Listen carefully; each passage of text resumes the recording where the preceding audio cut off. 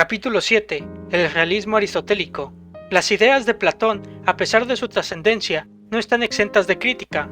A pesar de que Platón trata de desprenderse de la confusión parmenídica entre la existencia y la esencia, no logra hacerlo. Platón, como Parménides, sigue uniendo la existencia con la esencia. Una vez que Platón, ayudado por el concepto que descubre Sócrates y por el logos, logra definir esas unidades de sentido, esas unidades de esencia, inmediatamente les confiere la existencia, lo mismo que Parménides. Lo único que ha hecho Platón es multiplicar esos seres que para Parménides era un solo ser. La segunda crítica es que la teoría de las ideas establece una relación entre el mundo inteligible de las ideas y el mundo sensible, denominada participación. La crítica es en sí que esta participación es incomprensible. No se comprende cómo las esencias existentes pueden tener el más mínimo contacto con el mundo sensible, que es caótico y variable, donde las cosas pueden cambiar como lo había descrito Heráclito. Si lo pensamos bien, en esta última crítica a Platón, se le puede reprochar que las ideas deben componerse de un número infinito de ideas. Si cada cosa tiene su idea, la cual corresponde, como una copia inferior, entonces el número de ideas tiene que ser igual al número de cosas. Además, como el número de cosas es infinito, aunque solo sea porque se suceden y reproducen con el tiempo, el número de ideas también tendría que ser infinito. Todas estas críticas ya se las había hecho desde hace mucho tiempo, sobre todo por un ilustre discípulo llamado Aristóteles. Estas críticas se pueden reducir a 6 grupos característicos. La primera, duplicación innecesaria de las cosas. Aristóteles ve el mundo inteligible construido por Platón como innecesario, ya que es una duplicación de las cosas. No resuelve nada porque las ideas plantearían exactamente los mismos problemas que se plantean sobre las cosas. 2. Número infinito de las ideas. Si dos cosas particulares semejantes lo son porque ambas participan en la misma idea, entonces, para advertir la semejanza entre una cosa y su idea, haría falta una tercera idea, y para esa tercera idea una cuarta, y así sucesivamente, en un proceso infinito. La tercera, idea sobre las relaciones entre objetos. Si hay ideas de cada cosa, también tendría que haber ideas de las relaciones, ya que las percibimos intuitivamente entre las cosas. Cuarta, si hay ideas de diferentes tipos de tamaños, pues como los tamaños pueden llegar a ser infinitos, estos pueden multiplicar también innecesariamente el número de ideas, ya que también habría falta de ideas infinitas de los infinitos tamaños. 5. Las ideas no explican la génesis de las cosas. Las ideas de Platón son conceptos, definiciones, pero dichas definiciones solo explican lo que las cosas son, no lo que pueden llegar a ser. 6. División innecesaria entre ideas y cosas. Aristóteles no ve la necesidad de dividir entre las ideas y las cosas, pero esta crítica la vamos a ver a detalle más adelante. A pesar de las críticas de Aristóteles a Platón, este conserva las dificultades del ser de Platón y Parménides. Aristóteles conserva 3 problemas fundamentales. El primero, el ser de las cosas sensibles es problemático. Aristóteles debe explicar en qué sentido y cómo las cosas sensibles son. Segundo, descubrir lo intemporal y lo eterno. Y tercero, confundir la existencia con la esencia. Lo primero que hará Aristóteles es traer las ideas trascendentes de Platón y fundirlas con las cosas reales de nuestra experiencia sensible. Distingue entonces 3 elementos. La primera, la sustancia, la segunda, la esencia, y la tercera, el accidente. La sustancia tiene 2 significados, un sentido estricto y un sentido lato. En el sentido estricto, la sustancia es en suma el correlato objetivo del sujeto en la proposición del sujeto en el juicio. Cuando en un juicio decimos Sócrates es mortal, Sócrates es hombre, el quid, el sujeto de la proposición de la cual decimos todo eso, esa es la substancia. En este sentido de substancia, ¿qué es lo que podemos predicar de la substancia? Pues todo lo que predicamos a todo lo que decimos de la substancia es lo que llama Aristóteles la esencia. La esencia es la suma de los predicados que podemos predicar de la sustancia. Los predicados se dividen entonces en 2 grupos. Predicados que convienen a la sustancia, de tal suerte que si faltara uno de ellos no sería lo que es. Estos son la esencia, y predicados que convienen a la sustancia, pero que son de tal suerte que aunque algunos de ellos faltara, seguirían siendo la sustancia lo que es. Estos son los accidentes. Y el sentido lato es la totalidad de las cosas con sus caracteres esenciales y accidentales. Para Aristóteles, lo que realmente existe metafísicamente son las sustancias individuales. Esta persona, este caballo, esta taza, este objeto. Ante la pregunta ¿quién existe?, para Aristóteles la respuesta es clara: existen las cosas individuales. Las demás cosas no existen realmente, son sustancias segundas. Entonces, Aristóteles logra lo que se proponía: traer las ideas del cielo a la tierra, destruir la dualidad entre el mundo sensible y el mundo inteligible.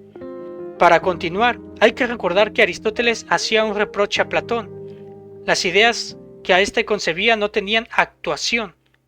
Para poder comprender esto, necesitamos dos elementos esenciales: la forma y la materia. La materia es aquello con lo que está hecho algo, pero no solo lo que llamamos materia física, sino también otros elementos que pueden no ser físicos. Por ejemplo, la tragedia no está hecha de materia física, sino de sentimientos humanos. Y la forma, que advierte que la definición de forma es compleja y el libro puede equivocarse al tratar de definirlo, puede entenderse como los límites del cuerpo, pero también como aquello que hace que la cosa sea lo que es, aquello que reúne los elementos materiales en el sentido amplio que se había dicho anteriormente, entrando también lo inmaterial, aunque este concepto también puede confundirse con la esencia. Para Aristóteles, la forma no es casual. Cada cosa tiene la forma que debe de tener, la que la define. La forma es algo que le da sentido, que le da finalidad, su telos. El aristotelismo, entonces, ya cuenta con las herramientas necesarias para abordar la pregunta de Génesis. Si la materia y la forma son los elementos esenciales para la aparición de las cosas, entonces, ¿en qué consiste ese advenimiento? Consiste en que la materia informe, sin forma, que se une a esta última en un proceso de agregación y síntesis. Entonces, ¿qué es la forma? La forma es el conjunto de notas esenciales que definen una cosa, le otorgan sentido y finalidad, le otorgan su telos. Esto es, en esencia, lo que entendemos por la idea platónica, el descenso de lo abstracto hacia lo concreto, de lo ideal a lo substancial y formal. Para Aristóteles, cada cosa es lo que es porque ha sido configurada inteligentemente. Si la forma es lo que otorga inteligibilidad y propósito a las cosas, es inevitable concluir que todas ellas han sido hechas de manera semejante a como un escultor da a una estatua, o al carpintero que construye una mesa. Bajo esta lógica, todo el universo ha sido creado. La materia aristotélica desemboca inevitablemente en una teología, en una teoría sobre Dios. El texto advierte que no es necesario buscar en Aristóteles una prueba explícita de la existencia de Dios.